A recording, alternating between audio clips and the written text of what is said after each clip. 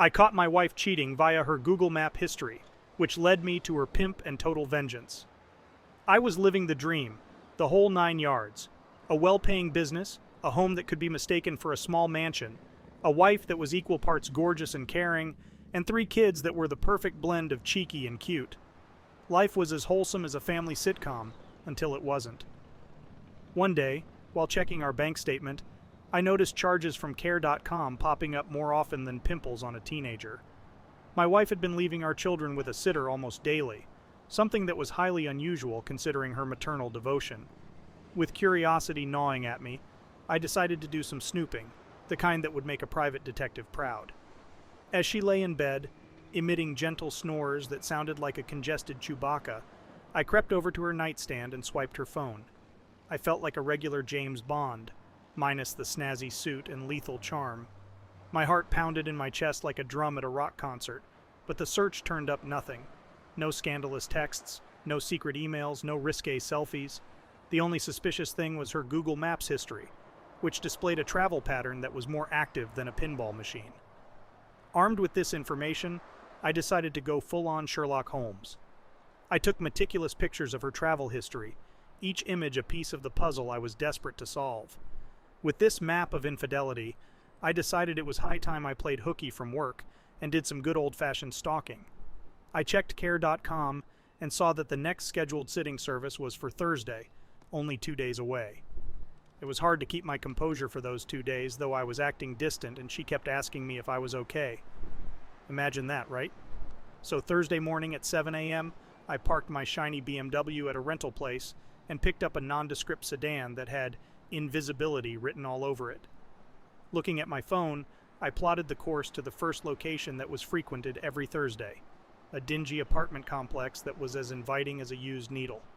As the morning sun began to warm the city, I nestled into the driver's seat of my rented car, parked strategically to observe, yet remain unnoticed. Sure enough, at 8:30, my wife showed up. She was dressed in a long coat, wearing dark sunglasses that hid half her face, a disguise that would have impressed Carmen Sandiego. The suspense hung in the air, thicker than LA smog, as she approached apartment 315B. A man opened the door. He was a wannabe thug. His fashion choices screamed bad life decisions.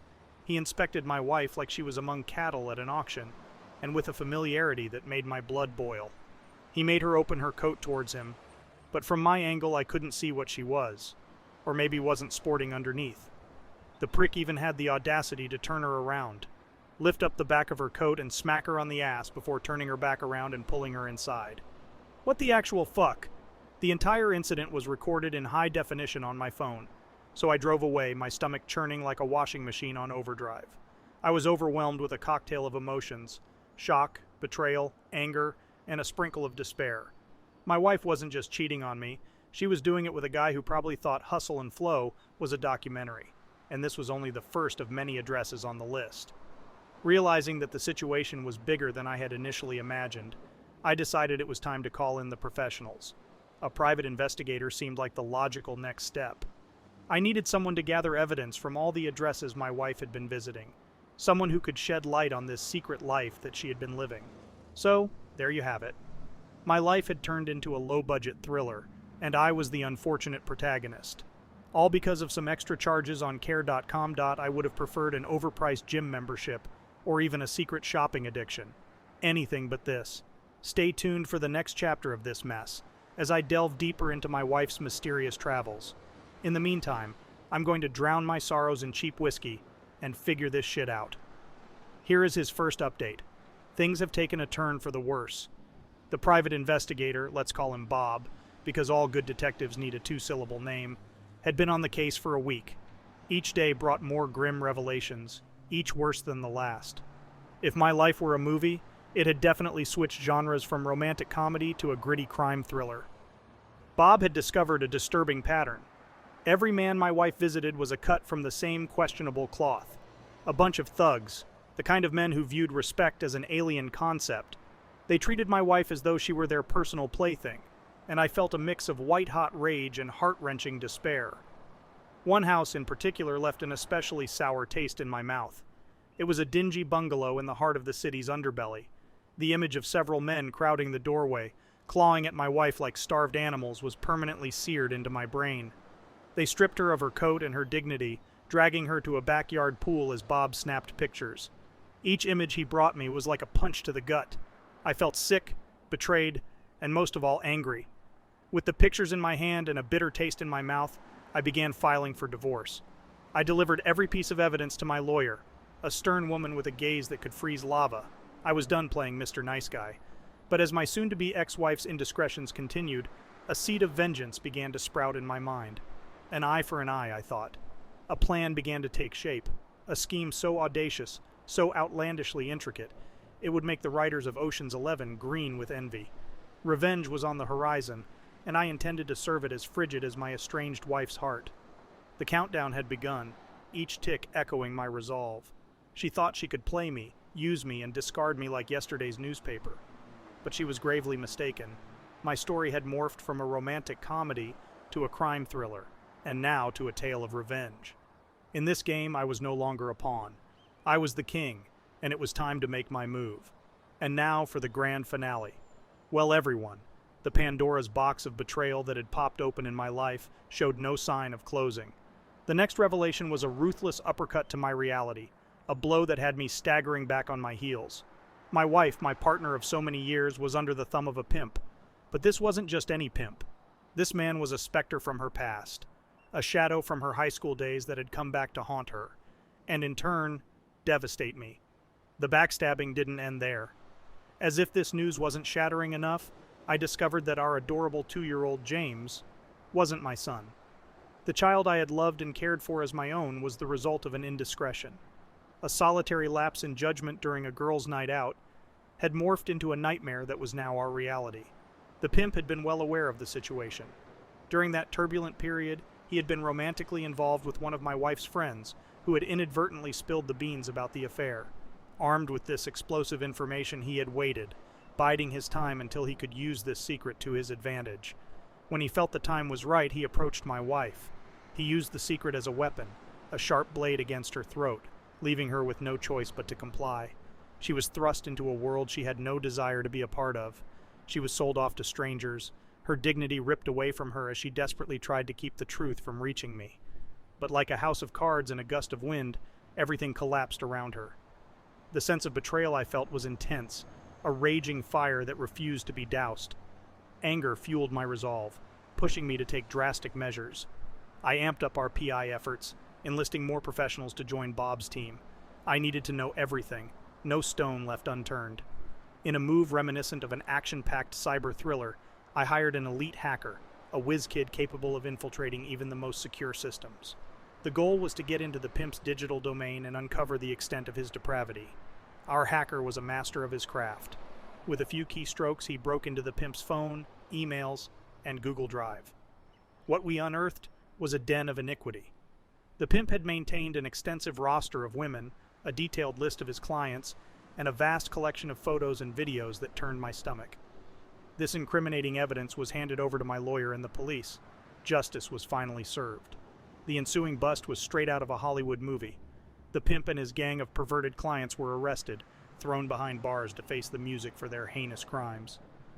I guess they'd all just have to have sex with each other now. Throughout this ordeal, I maintained a safe distance from my wife. My focus shifted towards preserving the innocence of my children, creating beautiful memories amidst the chaos that was rapidly unfolding around us. I played the role of the doting father perfectly, ensuring their little minds weren't tainted by the ugliness of adult transgressions. James was no exception to this. I don't care where he came from. He is my child, and I was going to keep it that way forever. If anything, I grew even more protective of him, something I won't let get out of control or unbalanced. But he is so innocent, and I will not let him become a victim of circumstance. My vengeance was aimed at my wife, too. I considered all kinds of ways to get back at her, but in the end, her life imploding was revenge enough. My coup de grace was serving her with the truth, backed with undeniable evidence and divorce papers. I had her meet me at my office one day, and we went into the conference room where I showed her everything. She started to realize just how bad it was when I revealed her pictures and videos were being pushed all over the dark side of the internet. Her face dropped. She was speechless at first. After sitting there sobbing for an hour, she gave a half-hearted attempt at trying to speak an apology to me, weakened by the full knowledge that there was no way in hell I would ever forgive her for any of this. In the end, I told her to keep her composure around the kids, and that they'd be much better off if we didn't present ourselves as two people who were in emotional turmoil, but rather as the people they've always known us for. That is, their parents who both have a strong love for their children. Despite her betrayal and the fact that she walked away with nothing, I wasn't heartless. For the sake of our children, I arranged for a comfortable rental home in a good part of town for her. My world underwent a seismic shift. My home office transitioned into my primary workplace. I hired a capable nanny to look after the children during work hours and began prioritizing family time over work commitments. My life had been turned upside down, but my children's well-being was my North Star, guiding me through this turbulent storm. Through the fog of betrayal and heartache, I saw my children's faces, their innocent smiles, their eyes filled with pure love and trust for their father. This realization became my solace, a healing balm to the gaping wound that my wife's actions had left. I knew then that every decision I made, every action I took, had to be for their welfare. The final act of this sordid saga played out with a heart-wrenching mix of relief and bitterness. As I served my wife the divorce papers, as I laid out the evidence, her life shattered before her, her secret sins laid bare for the world to see. Despite the agony she had put me through, a part of me felt sorry for her. But this wasn't about her anymore. It was about our children, their future. So I made sure she walked away with nothing but a decent place to live, a place she could call home when the kids were with her, a place that promised stability amidst the hurricane that had become her life. The seas were now calm, and as I looked to the horizon, I knew that the future held promise, that the dawn after the darkest night was the most beautiful. And that's the story I want my children to remember, the story of resilience, of hope, and of the unshakable love of a father. So that's it. That's my story. Thanks for being there and for letting me vent and confess it all. This has been very therapeutic. Until the next life. Wow. That turned from humorous to dark and heavy. I did not expect this story to take the turns that it did. Did you? What are your thoughts on any or all of this? Let me know in the comments below. When you subscribe, be sure to click the notification bell. Click here for more Tangled threads.